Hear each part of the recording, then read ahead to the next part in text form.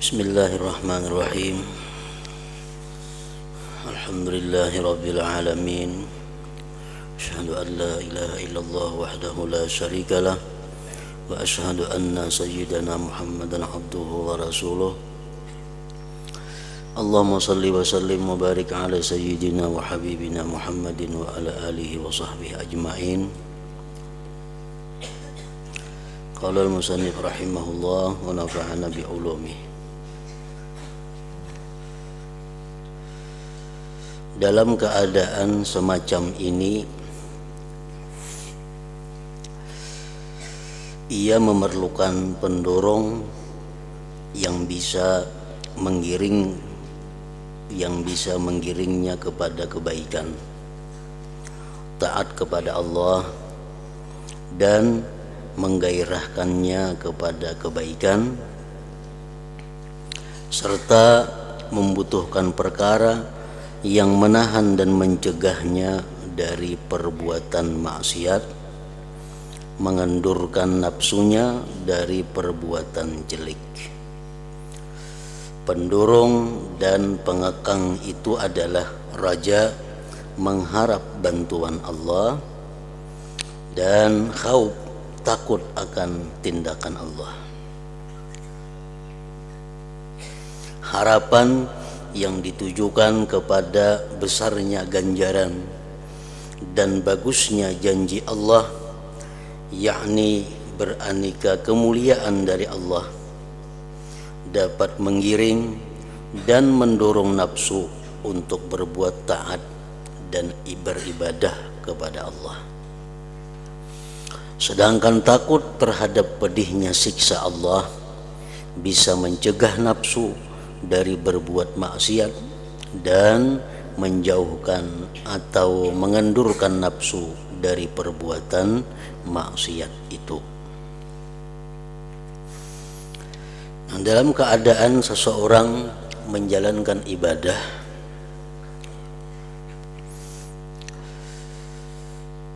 kadang-kadang nafsu kita timbul kendur, timbul malas, timbul berat. Nah, untuk menggairahkan nafsu kita yang sudah mulai kendur beribadah itu agar bergairah kembali, maka kita di situ diperintahkan untuk bersifat dengan raja, mengharapkan rahmat Allah, mengingat ganjaran-ganjaran yang diberikan Allah ketika kita malas melakukan ibadah itu. Kita ambil contohnya sembahyang sunat subuh misalnya. Nah, kadang-kadang nafsu kita malas sembahyang sunat fajar atau sunat subuh. Nah, di situ kita disuruh mengingat betapa besarnya ganjaran Allah kepada orang-orang yang melakukan salat sunat 2 rakaat sunat subuh itu. Antara lain apa yang disampaikan oleh Rasulullah sallallahu alaihi wasallam, bahwa sembahyang 2 rakaat subuh itu nilainya di sisi Allah lebih berharga daripada dunia dan isinya. Jadi begitu kita malas untuk ibadah sembahyang sunat subuh, kita ingat, kalau aku sembahyang sunat subuh ini aku akan mendapat ganjaran yang lebih baik daripada dunia dan isinya. Bila aku kada sembahyang, berarti aku kehilangan kesempatan itu. Artinya sembahyang sunat subuh 2 rakaat itu lebih baik daripada dunia dan isinya. Artinya adalah, andaikan kata kita mempunyai harta sepenuh dunia, kemudian harta kita itu kita sedekahkan, nah kayak apa generalnya pahalanya? Kita berisi harta seduniaan nih, hibak harta kita.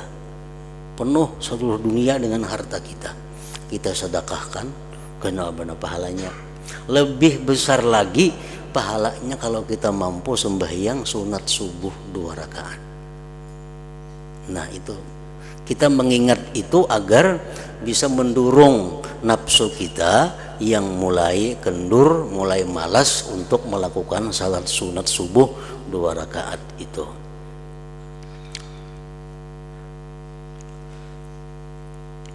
Kita ambil contoh lagi, umpamanya sembahyang sebelum asar atau qabliyah asar 4 rakaat. Nah kadang-kadang timbul di hati kita ada berat, ada malas, ada kulir melaksanakan qabliyah asar 4 rakaat itu. Nah kayak apa supaya kita rajin, supaya kita mau? Kita ingat apa sabda Rasulullah, ujar Rasulullah, rahimallah man shalla qabla al-asri arba'an. Allah sayang kepada orang yang sembahyang 4 rakaat sebelum asar. Nah, begitu kita malas untuk sunat sebelum asar 4 rakaat, kita ingat hadis Nabi yang menyatakan bahwa Allah itu sayang kalau aku nih sembahyang 4 rakaat sebelum asar. Kalau aku kada sembahyang, berarti aku kada disayang Allah. Kalau kada disayang Allah, apa artinya? Jadi aku mesti sembahyang 4 rakaat sebelum asar.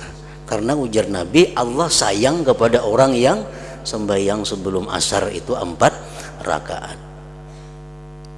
Nah, mengharapkan sayang Allah kepada kita itu bisa menimbulkan gairah, menimbulkan keinginan untuk melakukan sembahyang sunat asar itu 4 rakaat.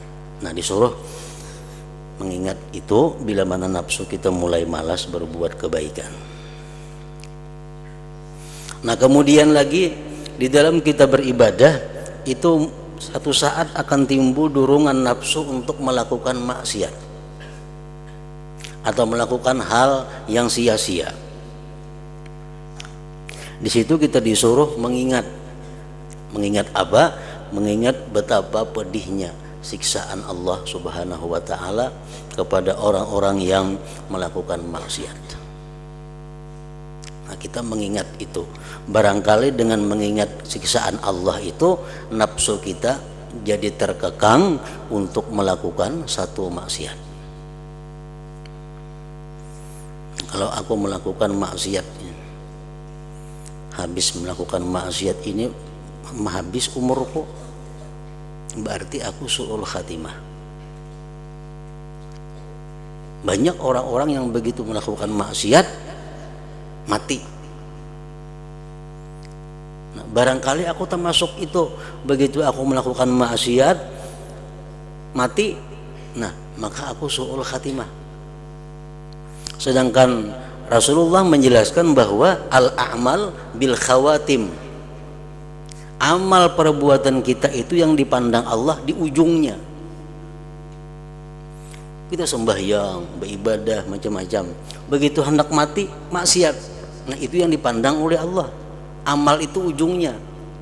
Nah jangan-jangan kalau aku berbuat maksiat ini pas aku mati, nah jadi su'ul khatimah. Nah ingat yang demikian itu barangkali bisa mengurangi keinginan nafsu untuk melakukan maksiat atau menentang hukum Allah Subhanahu wa taala. Nah, itu fungsinya raja dan khauf ini. Ini adalah aqabatul bawa'idz ngarannya. Artinya apa? Jalan sulitnya pendorong yang dihadapi oleh hamba tersebut. Itu pasti ada terjadi dalam diri seorang hamba yang melakukan perjalanan ibadah kepada Allah Subhanahu wa taala. Untuk memangkas dan menebangi aqabatul bawa'is ini, ia membutuhkan 2 perkara, yaitu raja dan khauf. Raja artinya mengharapkan dapat dapat kemuliaan, dapat rahmat dari Allah. Sedangkan khauf artinya takut kepada ancaman dan siksa Allah.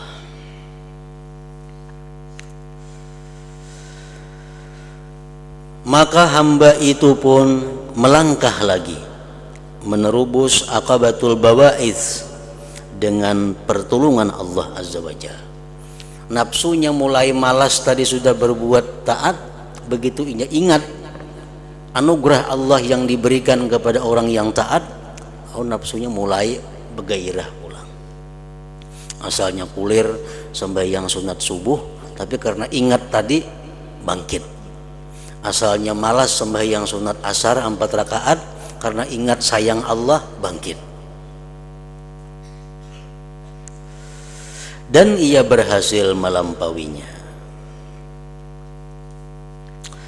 Maka hamba itu pun melangkah lagi menerubus aqabatul bawa'is dengan pertolongan Allah Azza wa Jal, dan ia berhasil melampauinya. Begitu selesai menebangi aqabatul bawa'is ini, ia berniat kembali beribadah. Nah, sudah normal pulang, normal kayak asal pulang. Rajin pulang beribadah, lawan maksiat kada wani kayak dahulu pulang berbulik bagus sudah.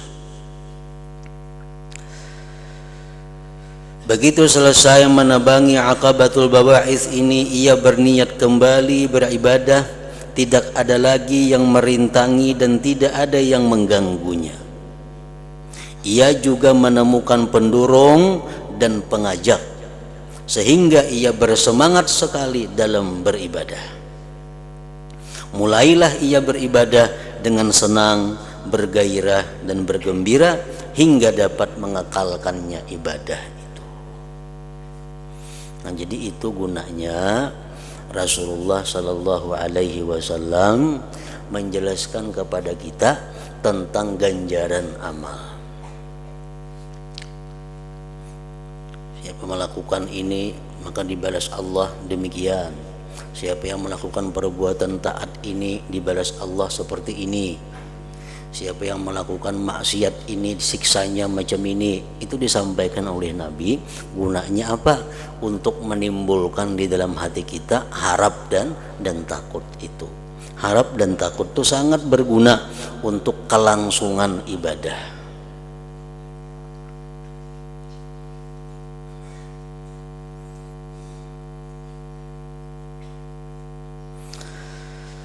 Nah, beribadah sudah selesai. Artinya halangan. Begitu inya kendur, raja diharapnya. Begitu inya hendak berbuat maksiat, khauf ditampilkannya, sehingga ibadahnya jadi mulus, jadi bagus sudah. Tetapi sesudah merenungkan dengan sungguh-sungguh, ternyata ibadah yang agung ini, yang ia telah berpayah-payah menghadapi berbagai rintangan dan halangan, ada cacatnya yang sangat besar, yaitu riya dan ujub.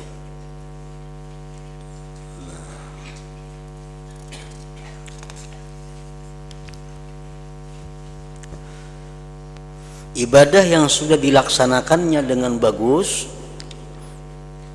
dengan rutin, itu ada cacatnya. Apa yang membuat ibadah yang sudah bagus tadi cacat? Karena kadang-kadang adanya sifat riya dan ujub. Kadang-kadang ia menampakkan ibadahnya kepada orang lain, yang mengakibatkan ibadahnya menjadi rusak.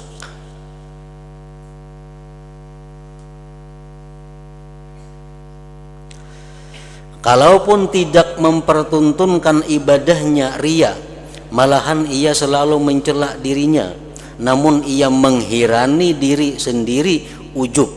Kadang-kadang riya kadada, cuma datang ujub, yang membuat ibadahnya bisa kehilangan pahala dan menjadi rusak. Ujub itu mengagumi diri sendiri, begitu kita tuntung melaksanakan ibadah yang luar biasa sulit, kita mampu. Nah kadang-kadang kita merasa kagum dengan diri kita, merasa bangga dengan diri kita. Nah itu ngarannya adalah ujub. Ujub ini menurut pendapat ulama, ada yang mengatakan menghilangkan pahala ibadah itu, ada yang mengatakan menghilangkan kelipat gandaan ibadah. Ada yang mengatakan bahwa ujub itu menghapus pahala. Ada yang mengatakan bahwa ujub itu menghapus berlipat gandanya pahala.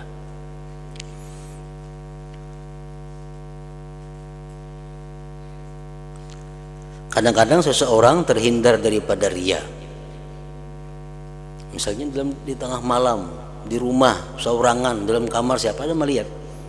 Ini kada ada riya. Cuma dalam hatinya ada perasaan mengagumi dirinya, membanggakan dirinya karena mampu melakukan ibadah nang orang lain belum tentu kawa. Nah, kekaguman terhadap diri sendiri itu disebut ngarannya ujub. Nah, orang yang sudah bagus ibadahnya tadi, sudah lancar, sudah rutin, itu bisa datang penyakit. Macam kayak penyakit hama. Nah, ini pahum bani sudah bagus, mulai awal dirintis, mulai tanahnya dibaiki, dipupuk, ditanam, disiram, dijaga bagus sudah tanaman nih. Nah, di tengah-tengah bagus tanaman itu bisa datang hama atau ulat yang merusak tanaman itu. Nah, di sini lagi-lagi hamba tersebut menghadapi jalan yang sulit, yakni yang disebut aqabatul kawadih, jalan yang sulit berupa hal-hal yang membuat cacat ibadah.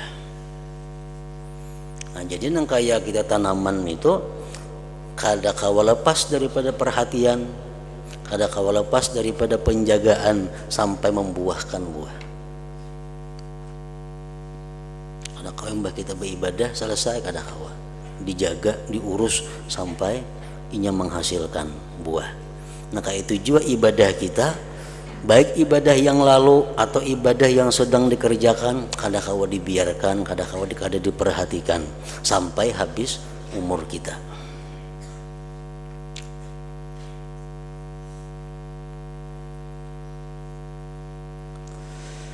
Jalan yang sulit berupa hal yang membuat cacat ibadah, yang harus ditebas atau ditebang dan dimusnahkan.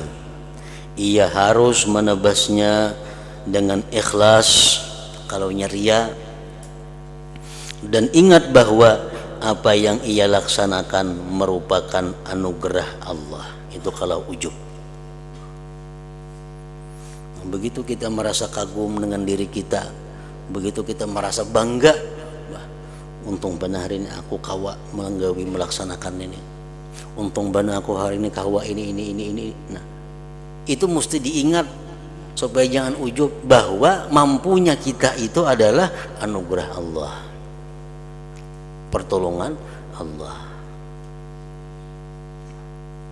agar kebaikan yang dikerjakan dapat selamat. Ia pun mulai menebas aqabatul kawadih ini dengan seizin Allah. Lalu ia memerangi riya itu, memerangi ujub itu. Ia menebasnya dengan bersungguh-sungguh dan berhati-hati serta waspada, mengandalkan pemeliharaan Allah yang maha kuasa dan bantuan kekuatan darinya. Nah, kayak apa supaya terhindar daripada riya? Riya itu bisa datang kepada kita waktu kita hendak beramal, belum lagi mulai beribadah sudah riya. Riya itu bisa datang kepada kita di waktu kita sedang beramal, dan riya itu bisa datang kepada kita begitu kita selesai amal. Bahkan seseorang itu bisa riya dengan ibadah yang dia lakukan 20 tahun yang lalu. Ini beribadah 20 tahun yang lalu baik murni ikhlas. Sekarang ibadah yang dikerjakannya 20 tahun itu menjadi ria, itu bisa terjadi.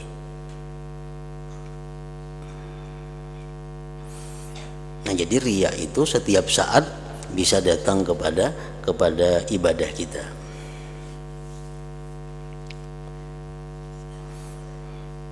Kalau ria sebelum ibadah itu jelas sudah menghilangkan nilai ibadah. Kalau ria di pertengahan ibadah, kalau ada lakas-lakas kita menghapus, membakar ibadah. Nah, kita sembahyang umpamanya, kelihatan sembahyang, gugur tahi cacak ke tangan kita. Nah, itu kita wajib segera menghilangkan tahi cacak. Ini namanya karing, kalau dijauhkan. Bila kita ganaakan, batal sembahyang kita. Nah, sama riya itu kalau kita rahatan beribadah datang kepada kita, bila kita lakas mengobatinya, lakas menjauhkannya, ada apa-apa masih dimaafkan oleh Allah. Kita sembahyang, datang angin ribut, terbuka aurat, lakas ditutupi, ada apa-apa, dimaafkan Tuhan. Amun dibiarkan angin ribut membuka aurat, nah membatalkan sembahyang. Maka itu juga ria di pertengahan ibadah.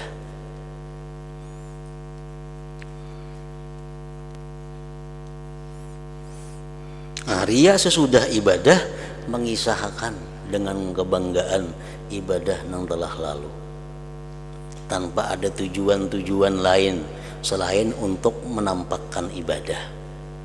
Aku dahulu 20 tahun yang telah lalu, aku kawa sembahyang itu semalaman tuh 200 rakaat. Kawa berkisah baarai, kada tujuan, cuma baarai banaja. Nah, itu ria sesudah beramal. Ini dikhilafkan ulama. Ada yang mengatakan itu mengganggu ibadah, merusak. Ada yang mengatakan haram tapi kada merusak. Itu ba'dal amal. Tapi kalau kita mengisahkan ibadah kita yang telah lalu itu dengan tujuan untuk menggairahkan kepada orang yang kita khitab, orang yang kita pandiri, itu kan jadi masalah.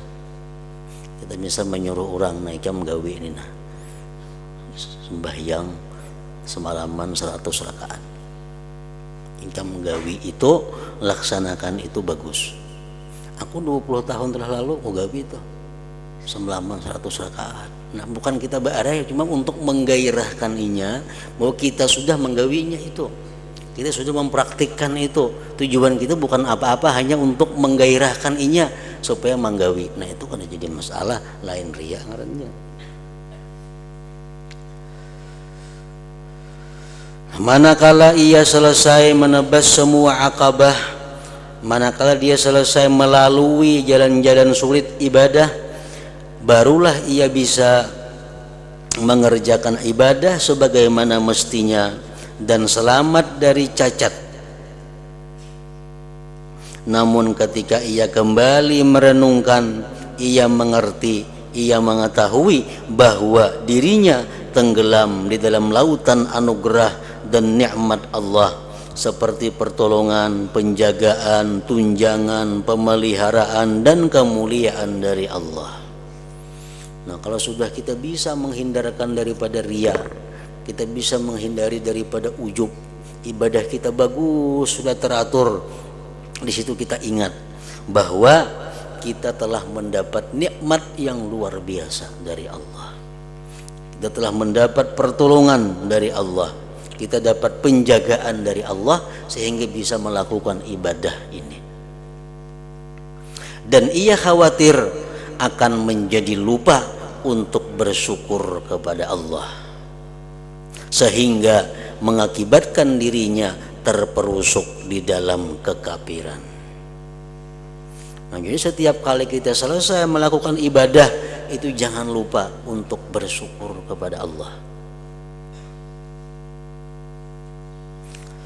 supaya jangan terperosok ke dalam kekafiran, mengingkari nikmat Allah yang menyebabkan ia diturunkan dari derajat luhur, yakni derajat orang-orang yang melayani Allah, yang bersih dari pamrih, selain untuk mendapatkan ridha Allah. Juga bisa menyebabkan musnahnya nikmat Allah yang mulia, yaitu bermacam-macam tindakan halus dan baiknya perhatian Allah kepadanya.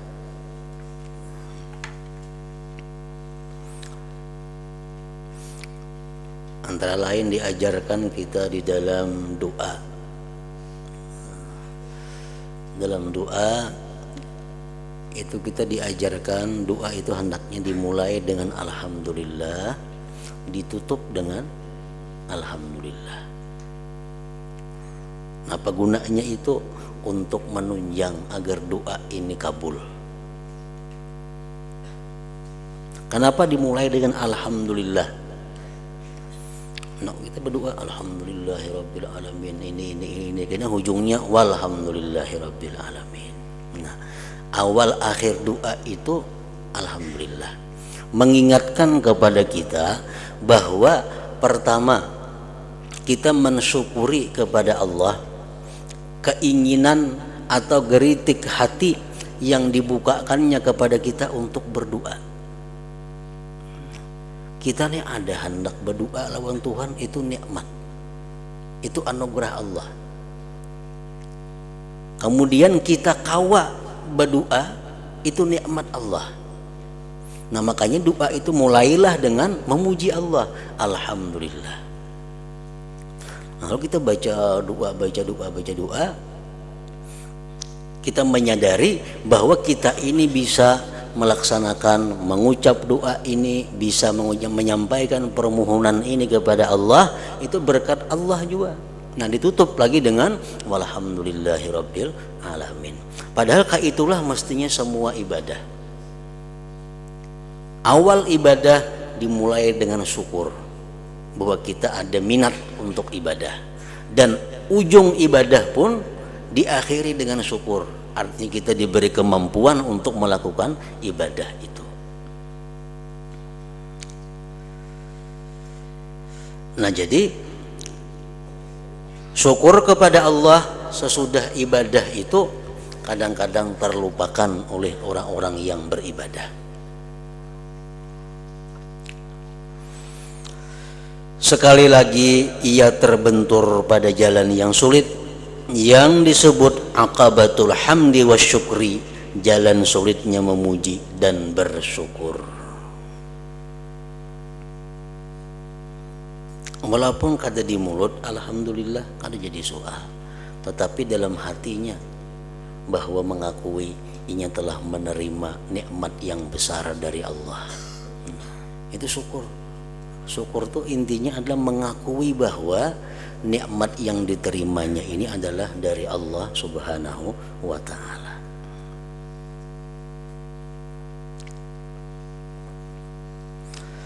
Sekali lagi ia terbentur pada jalan yang sulit, yang disebut aqabatul hamdi wa syukri, jalan sulitnya memuji dan bersyukur. Buru-buru ia bertindak menghadapi akabah ini sampai berhasil, bisa menerubusnya dengan apa yang memungkinkan, yaitu selalu memuji dan mengucap syukur sebanyak-banyaknya berkenaan dengan keagungan nikmat yang jarang diberikan kepada orang lain.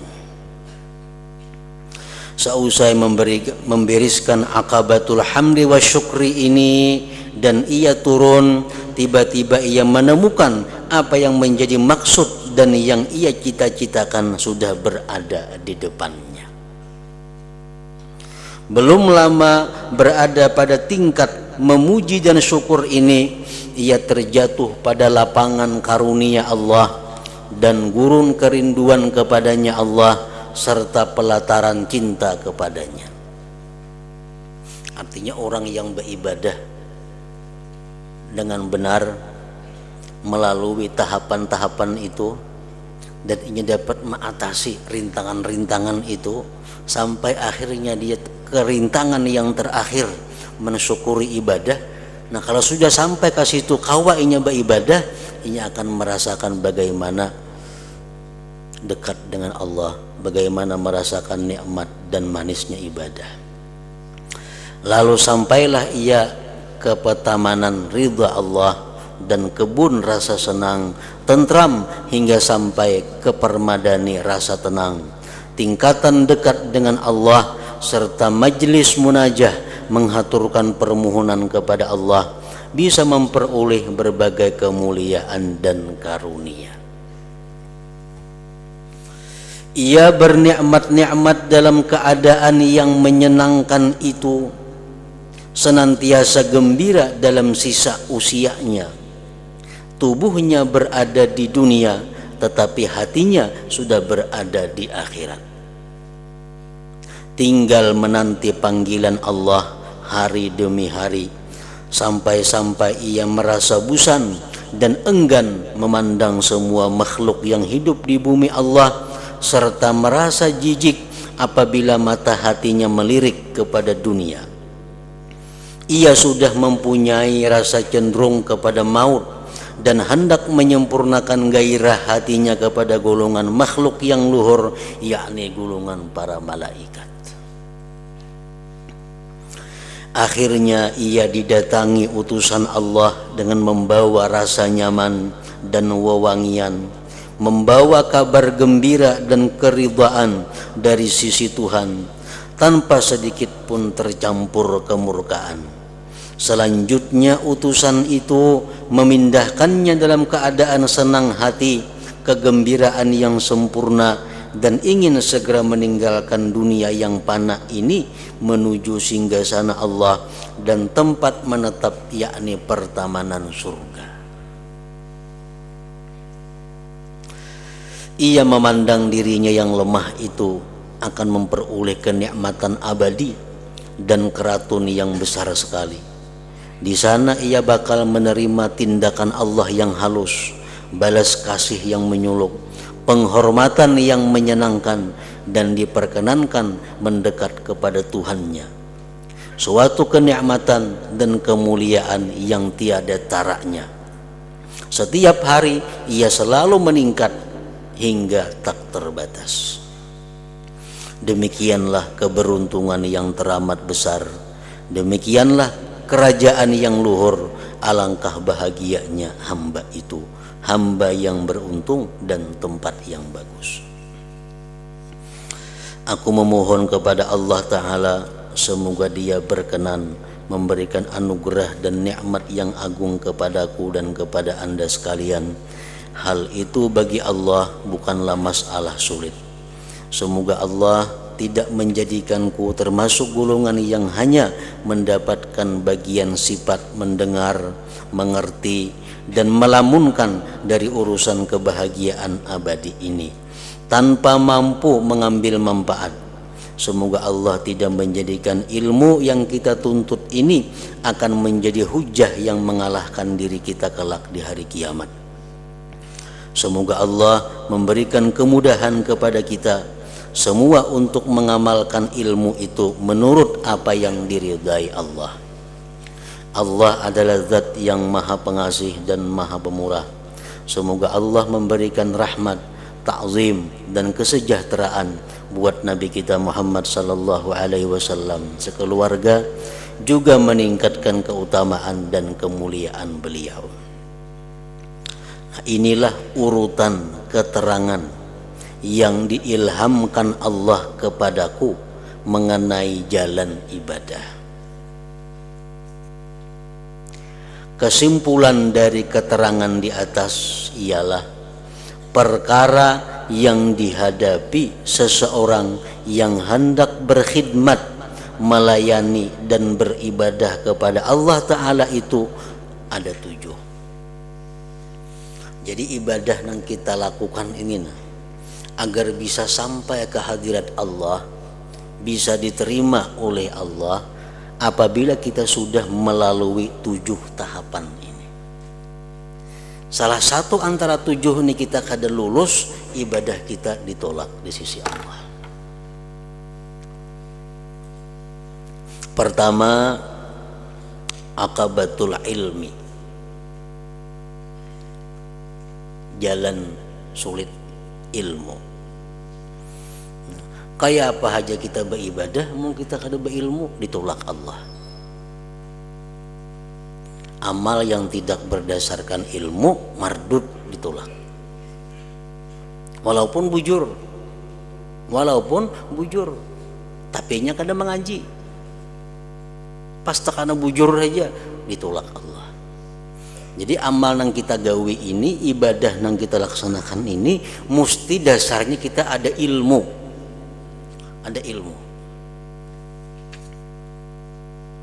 Nah, jadi tugas pertama menuntut ilmu. Ilmu yang mana? Ilmu yang sehari-hari ibadah kita lakukan. Ilmu kayak apa sembahyang, ilmu kayak apa syarat-syaratnya, rukun-rukun sembahyang, ilmu kayak apa nanggawian sehari-hari. Sebab ibadah tanpa dasar ilmu itu adalah ditolak. Kita kada tahu ini zuhur kah hari sudah kah belum kah, kada punya ilmu. Makanya ada ilmunya kan, kau mengetahui matahari sampai di mana. Ini kada punya ilmu. Zuhur ini masuk kah kada kah? Ya sembayangan zuhur, sembayang zuhur. Tuntung zuhur hanya tahu pada hari jam 2. Nah sahlah sembahyangnya, kada sah karena kada berdasar ilmu. Padahal bujurnya. Buka puasa, buka kah sudah orang puasa nih belum kah? Hari pindah kadap, puput kada terdengar bunyi, buka kah orang puasa kada? Biar buka sudah pindah kadap hari na buka puasa. Kada berdasar ilmu, buka aja puasa. Sekalinya hari jam 7 sudah malam. Nah, sahlah puasanya, kada sah karena bukanya itu kada berdasar ilmu. Kada berdasar satu keyakinan, pengetahuan. Kada kawan yang tarawahan itu. Jadi ilmu yang pertama, jalan yang mesti dilalui. Yang kedua, habis kita menuntut ilmu, aqabatut taubah, jalan tobat. Ibadah kita jelas sudah ditolak Allah kalau kita belum tobat.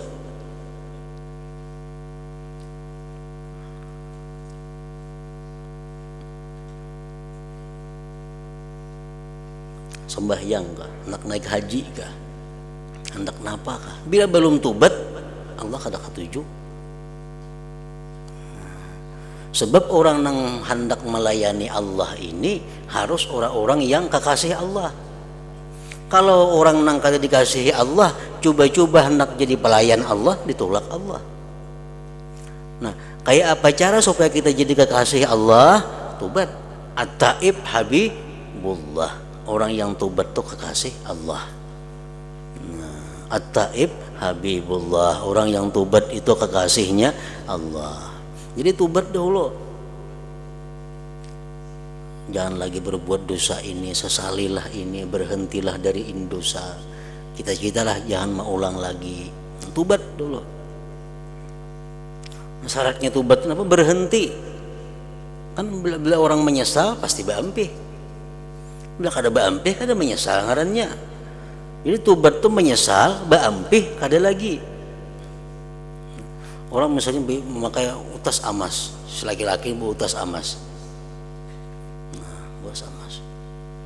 Lalu inya sembahyang, diterima Allah lah sembahyangnya, kan diterima Allah.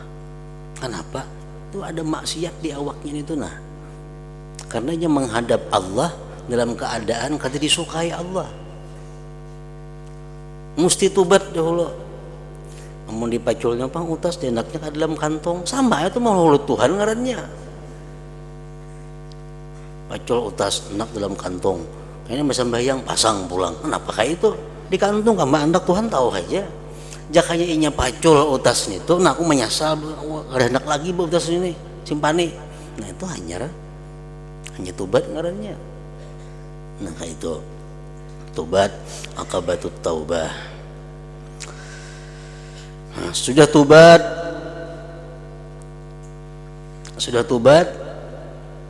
beribadah sudah kawa.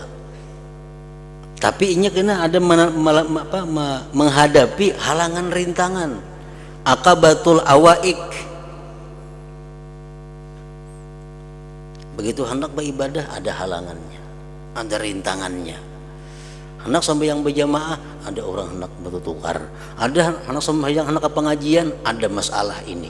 Ada penghalang-penghalang dunia, penghalang syaitan, nafsu yang menghalangi. Nah, dibirisakan itu hanya kita kau beribadah. Nah, kemudian yang keempat yang dilalui pulang akabatul awarid, jalan sulit yang mendatangi kita. Sudah bagus kita kau menghindarkan dunia, kau menghindarkan nafsu, kau mengalahkan syaitan, kita beribadah. Nah, kayaknya ada pulang datang bisikan-bisikan, amun ikam beribadah melulu, kayak apa ikam kena mengungkusi anak, kayak apa ikam kena memberi makani, kayak apa ikam menyekolahkan inya. Nah, itu halangan-halangan yang datang sesudah kita melakukan ibadah. Jadi jam sadangi aja ibadah itu bagi ibadah ada, berusaha ada. Nah, ini sudah mengurangi nilai kita. Nah, itu mesti dilalui. Kayak apa kini caranya menghadapi itu? Nah, kayaknya pengarang akan menyebutkannya. Yang kelima yang kita lalui akabatul bawais. Ya tadi kadang-kadang kulir beribadah. Nah, ini caranya supaya rajin. Kadang-kadang kenapa hati hendak buat maksiat, nah ini caranya mengekangnya. Yang keenam akabatul kawadih, jalan sulit berupa yang cacat, mencacatkan. Kadang-kadang ibadah sudah rajin, sudah bagus, tapi ria pulangnya ada, ujub ada. Nah, kayak apa caranya menghindarkan itu. Yang ketujuh, sudah selesai ibadah, sudah selamat semuaan, ada lagi sebutin tugas kita akabatul hamdi wasyukur, yaitu merasakan syukur kepada Allah, memuji kepada Allah. Nah, jadi 7 macam jalan itulah yang hanya bisa menyampaikan ibadah kita ke hadirat Allah Subhanahu wa ta'ala. Dengan sempurnanya keterangan mengenai 7 macam akabah ini, sempurna pula lah kitab ini, kitab yang menerangkan jalan orang yang beribadah menuju surga. Selanjutnya kami akan menerangkan pelaksanaan ibadah ini secara ringkas yang memuat faidah-faidah yang dimaksud dari pelaksanaan ibadah. Masing-masing faidah akan kami jelaskan dalam babnya sendiri-sendiri insyaallah. Semoga Allah memberi taufik dan kebenaran dengan anugerahnya. Tiada daya menyingkir dari maksiat dan tidak ada kekuatan mengerjakan ibadah kecuali dengan pertolongan Allah. Nah, yang pertama, akabah pertama akabatul ilmi. Kalau kita hendak beribadah, kita mesti ada ilmu. Ilmu apa?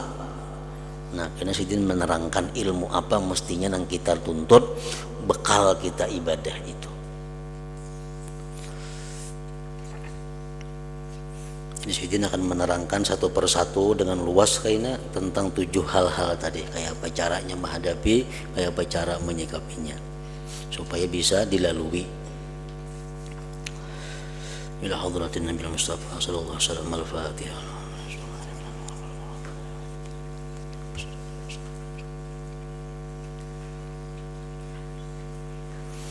Bismillahirrahmanirrahim. Alhamdulillah rabbil alamin. Wa sallallahu wa sallim ala sayyidina Muhammad wa alihi wa sahbihi ajma'in. Allahumma ighfir lana ma akhtana wa ma ta'ammadna wa ma asrarna wa ma a'lanna wa ma asrafna wa ma anta a'lam bihi minna. Antal muqaddim wa antal muakhir, la ilaha illa anta. Allahumma nafa'na bima 'allamtana wa 'allimna ma yanfa'una wa zidna fahman wa ilman wa amalan wa hudan wa taufiqan bi rahmatika ya arhamar rahimin. Sallallahu alaihi wasallam Muhammad wa alihi wa sallam.